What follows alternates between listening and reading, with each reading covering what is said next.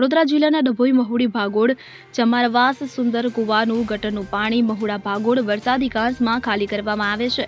ગટરના ગંદા પાણીમાં મળ પણ ઠલવાય છે કે જેના કારણે ભયંકર દુર્ગંધ ફેલાય છે, જેને કારણે આ વિસ્તારના લોકો પરેશાન થઈ ગયા છે અને બીમાર પણ પડી રહ્યા છે। ડભોઈ સુંદર કુવા વિસ્તારની ડ્રેનેજનું ગંદુ પાણી અને મળ આ ગટરમાંથી નીકળે છે અને વરસાદી કાંસમાં ખાલી કરવામાં આવે છે।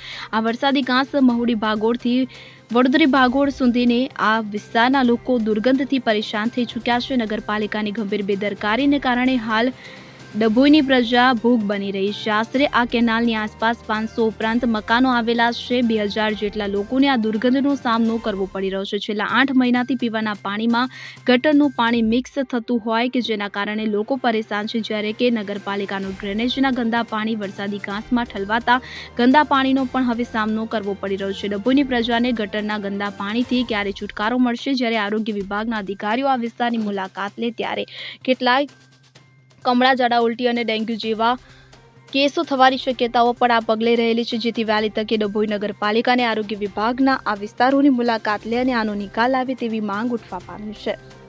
હું મહુડી ભાગોળ ચમારવા વિસ્તારમાં રહું છું ને અમને લગભગ છેલ્લા 8 મહિનાથી ગટરનું ગંદુ પાણી અમારા સરકારી નળોમાં આવે છે તથા હવે બીજો એક નવો એક પ્રયત્ન થઈ ગયો છે આ લોકો તરફથી કે જે ગટરનું પાણી અમારા વિસ્તારમાં ઠાલવવાનું જે વરસાદી પાણીની કે નારું છે એની અંદર કાંસમાં ઠલવાય છે।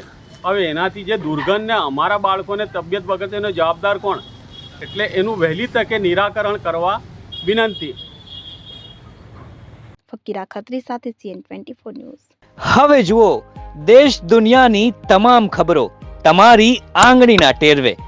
ઉઠાવો મોબાઈલ અને Google Play Store પરથી ડાઉનલોડ કરો અમારી CN24 ન્યૂઝ મોબાઈલ એપ।